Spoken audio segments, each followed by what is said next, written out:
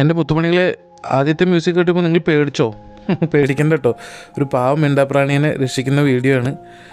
എന്താ പറയുക, ഒരു 10-15 ദിവസമായിട്ട് തൃശ്ശൂർ ജില്ലയിലെ പഴഞ്ഞി ആ ഭാഗത്ത് ഒരു നായയുടെ തലയിൽ ഡപ്പ കുടുങ്ങിയിട്ടുള്ള ഒരു അവസ്ഥയായിരുന്നു ഇത്. ജ്യോതി പറഞ്ഞ ചേച്ചിയായിരുന്നു എന്നെ വിളിച്ചറിയിച്ചത്.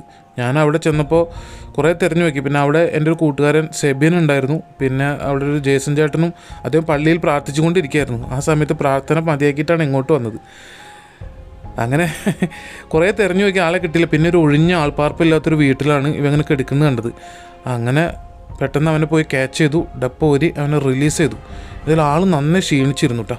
ചില ആളുകൾ ഇത് കണ്ടിട്ട് പറയും കുറച്ച് വെള്ളം കൊടുക്കാറുന്നില്ല, ഭക്ഷണം കൊടുക്കാറുന്നില്ല ചോദിക്കും. ഒന്നും തോന്നരുത്, അവർ ജീവനം കൊണ്ട് രക്ഷപ്പെടാൻ ആഗ്രഹിക്കുന്ന ഒരു സമയമാണ്, അവരതിന് നിൽക്കില്ല. അപ്പോൾ പഴഞ്ഞിയിലുള്ള ആ നായനെ നമുക്ക് രക്ഷപ്പെടുത്താൻ കഴിഞ്ഞ്. എന്തായാലും ഇവിടെ സഹായിക്കാൻ എൻ്റെ കൂടെ എന്തോ ഏട്ടൻ്റെ പേര്? എൻ്റെ പേര് ജയ്സൺ ഉണ്ട്. പിന്നെ നമ്മളെ ഒരു സുഹൃത്ത് സെബി ഉണ്ട്.